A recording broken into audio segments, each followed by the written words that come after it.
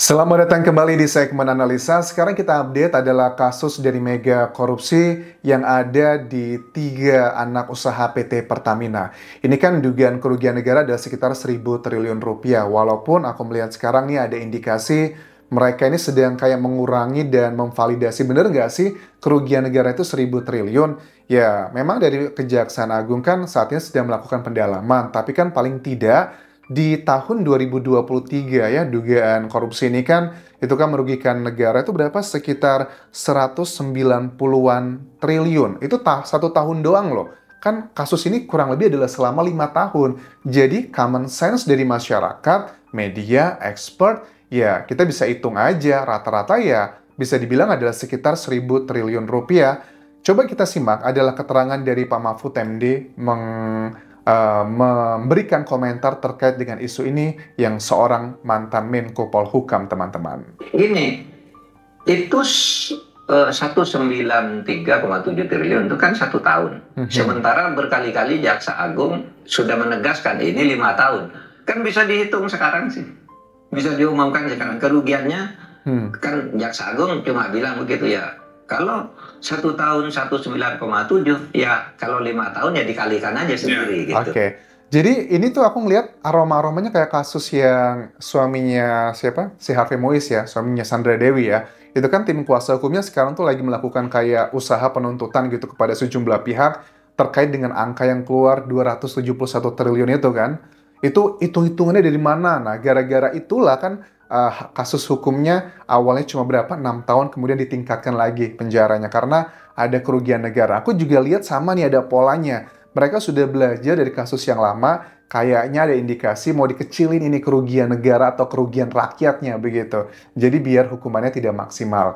Karena ini sangat ngeri banget kalau kita lihat komentar dari Pak Prabowo yang berkali-kali mengadres terkait dengan isu korupsi ini. Salah satunya dengan gaya bercandanya, Pak Prabowo bilang begini, nanti saya akan siapkan budget untuk ngebangun sebuah tempat khusus untuk para koruptor. Seperti apa maksudnya, Pak? Akan sisihkan dana, saya akan bikin penjara yang sangat, pokoknya sangat kokoh di suatu tempat yang terpencil, mereka nggak bisa keluar malam hari. Kita akan cari pulau. Kalau mereka mau keluar, biar ketemu sama him. Ya, mudah-mudahan nggak cuma omong-omong doang, salah satu komentar dari yang kontra dengan Pak Prabowo. Karena sebenarnya gini ya, kalau aku lihat di awal kepemimpinannya Pak Prabowo itu sebenarnya nggak cuma omong-omong sih teman-teman. Ada banyak kasus yang sudah mulai terbuka. Pertamina, terus juga yang kemarin ada beberapa kasus yang kalian sudah tahu lah terbuka tuh banyak ya. Bahkan Pak Mahfud MD pun juga sekarang juga mengadres terkait dengan isu korupsi ini yang dikatakan begini bahwa pernyataan dari Pak Prabowo itu memang betul banyak yang sudah terbongkar sebenarnya. Cuman di analisa dari Pak Mahfud yang terbongkar ini adalah rata-rata kasus yang lama dan rata-rata kasus yang jauh dari lingkungan dekat gitu. Ya, aku sih bingung ya ngomongnya seperti apa teman-teman. Cuman faktanya memang nggak bisa dipungkiri ada mengarah ke sana gitu. Karena ada beberapa kayak kasus Pertamina gitu. Kasus Pertamina ini kan agak konyol ya kalau cuman yang tersangka hanya 9 orang itu aja. Bahkan kita lihat ya para direktur utamanya, bahkan pejabat-pejabat strategis dari Pertamina itu juga mereka kader-kader yang juga ada dari Partai Gerindra. Bahkan juga salah satu anggota DPR yang kemarin begitu sangat vokal sekali dalam tanda kutip menyerang Ahok dengan berbagai macam isu-isu yang kesannya adalah sentimen pribadi, juga adalah dari Gerindra. Ya, agak sulit kalau Pak Prabowo mau memberantas korupsi tapi masih tebang pilih seperti ini. Mungkin bukan tebang pilih dugaannya, kita harus berpikir positif. Belum waktunya aja, alat buktinya belum lengkap seperti itu. Nah, kemudian terkait dengan pernyataan resmi dari Kejaksaan Agung yang dinilainya sangat penting, kita nggak boleh nunggu hanya hitung-hitungan dari masyarakat terkait dengan berapa kerugian negara, itu adalah bagian yang akan menjadi salah satu faktor penting agar tersangka nanti itu bisa mendapatkan hukuman yang maksimal begitu. Terus kan Jaksa Agung juga beberapa kali bilang di media massa bahwa akan ada tersangka lainnya selain 9 orang tersebut yang jabatannya jauh lebih tinggi. Ini siapa begitu? Mudah-mudahan Pak Mahfud MD melihat bahwa sangat yakin dengan kinerja Kejaksaan Agung sekarang. Bahkan waktu Ahok diperiksa di Kejaksaan Agung, Ahok itu kan kesannya kayak kecelek gitu ya. Ternyata jaksa itu punya data yang jauh lebih banyak dibandingkan dirinya. Kalau dia punya data sampai kaki, kalau jaksa itu sudah sampai kepala. Yang itu menunjukkan bahwa mereka tuh orang yang lihai, kata Pak Mahfud MD, dan juga orangnya bagus-bagus di sana. Dan waktu aku lihat wawancara dari Jaksa Agung, ST Burhanuddin, pernah dia mengatakan bahwa salah satu case yang dia tangani, dia pernah ditawari kayak 2 triliun untuk menghentikan pemeriksaan sebuah kasus. Dan ini responnya. Dia bilang, saya tolak 2 triliun tersebut. Tidak langsung ke saya. Seperti apa itu, Pak? Ada yang mau ngasih saya 2T. 2 triliun? Pernah mau dikasih 2 triliun untuk apa, Pak, itu, Pak? Ya supaya perkaranya nggak jadi. Itu adalah salah satu komentarnya di tayangan Metro TV ya. Agar perkaranya nggak jadi. Nggak cuma itu doang, nggak cuma sekedar penawaran sogokan seperti itu, tapi juga ancaman. Misalnya dulu katanya pernah ada nih bintang 3 yang datang menemui saya ke kantor, katanya harus menghentikan kasus dan bebaskan keluarganya. Kalau tidak, katanya Kejaksaan Agung akan diacak-acak.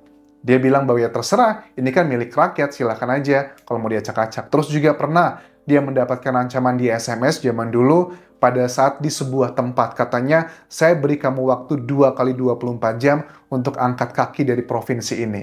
Ada sebuah kasus yang kalian juga sudah tahu lah ya, di salah satu pulau Sumatera juga teman-teman. Dari sini aku sih mencium aroma yang kayak kita punya harapan baru ya untuk korupsi di Indonesia, kita paham lah. Mungkin sekarang penegakan hukum untuk ngeberantas korupsi itu baru 40-50%. Kita butuh waktu lah gradual gitu. Karena kita juga harus fair ya ngelihat pemerintahan presiden gitu. Dari Pak Prabowo, Pak Jokowi, Bu Megawati, SBY. Itu kan sebenarnya setiap presiden itu semuanya sama. Mereka tuh menjanjikan yang namanya ngeberantas korupsi. Zaman dulu Pak SBY masih ingat nggak?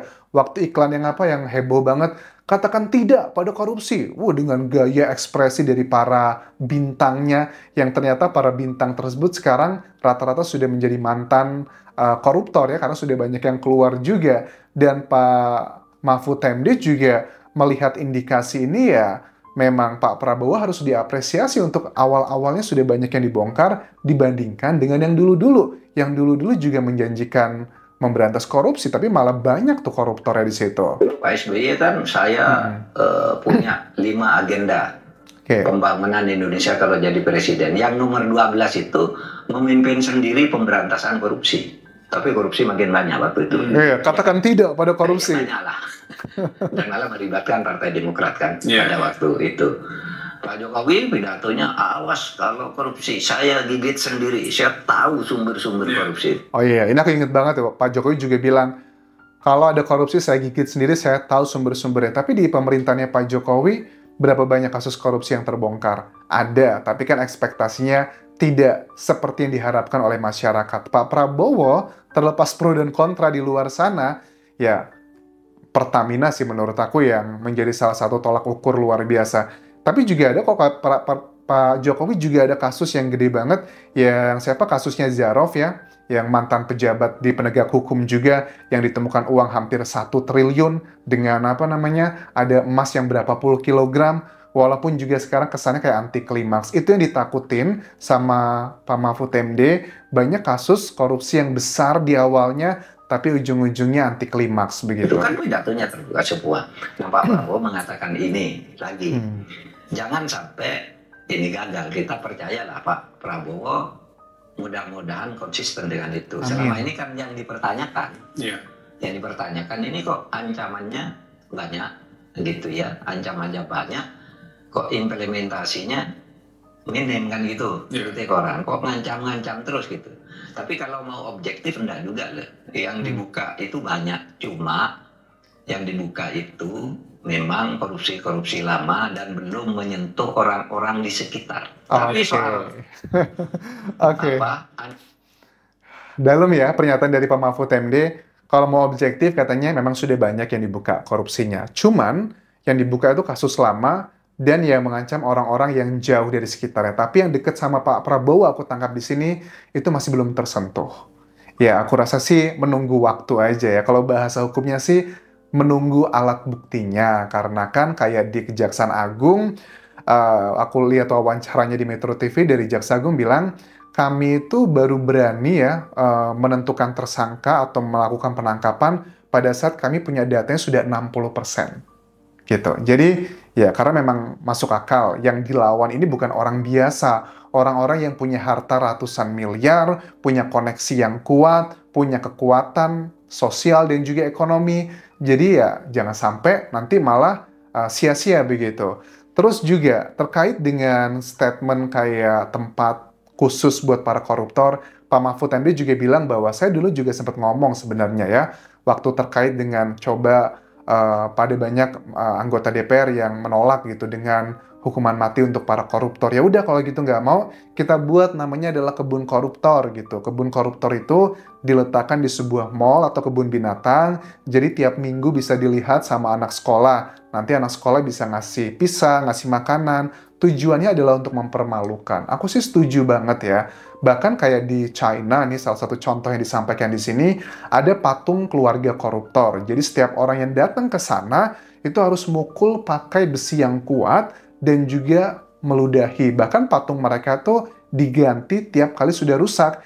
Ini adalah untuk menunjukkan mereka benar-benar malu pada saat melakukan korupsi. Selain juga ada hukuman mati. Dan di Indonesia, apakah mungkin seperti ini? Dan aku rasa sih, ini pelan-pelan ya teman-teman. Kita nggak mungkin ya bisa ngerubah sesuatu hal itu langsung kayak membalikan telapak tangan. Karena memang ada ketersandraan politik, suka tidak suka. Ya kayak kasusnya Zarov aja lah ya, yang ditemukan uang ada hampir 1 triliun di kediamannya. Itu kalau ditelusuri lebih dalam, nanti Markus, maklar kasus. Jangan-jangan kasusnya nanti berhubungan ke orang-orang yang menyiapkan aturan ini juga. Makanya ini menjadi salah satu dugaan dari masyarakat Indonesia, kenapa DPR sepertinya masih enggan banget ngebuat undang-undang untuk memiskinkan para koruptor. Malah undang-undang yang dinilainya nggak penting gitu ya, yang berhubungan dengan kalian tahu lah kemarin pro kontra undang-undang revisi TNI, atau undang-undang yang aku nggak tahu nih isunya katanya kalau nanti masyarakat Indonesia nggak ngebayar pajak kendaraan selama 2 tahun berturut-turut akan diambil, itu benar atau enggak? Kenapa sih hal-hal seperti itu yang kesannya di-urgentkan gitu? Kenapa nggak yang jelas-jelas 30% anggaran pendapatan belanja negara kita tiap tahun yang menurut Pak Prabowo itu bocor, nilainya itu udah ratusan triliun per tahun, kenapa nggak itu yang difokuskan? Kenapa malah yang ibarat kata uang-uang receh gitu loh, ngurusin yang nggak penting, maksudnya penting, cuman nominalnya itu nggak gede gitu loh, dibandingkan dengan ratusan bahkan bisa ribuan triliun gitu loh tiap tahun yang diduga dikorupsi dari berbagai macam proyek-proyek yang menjadi program pemerintah.